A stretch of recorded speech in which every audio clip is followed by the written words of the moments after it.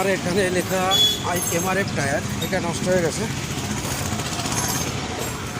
এখানে এইটা টায়ারটা এই যে খোলা হয়েছে, এখন নতুন টায়ার লাগাবো, নাহলে সাইড থেকে ফেটে গেছিলো। এখানে লাগানোর পরিকল্পনা চলছে, লাগানো হয়ে যাক তারপরে আবার দেখাবো, ঠিক আছে? এখন সব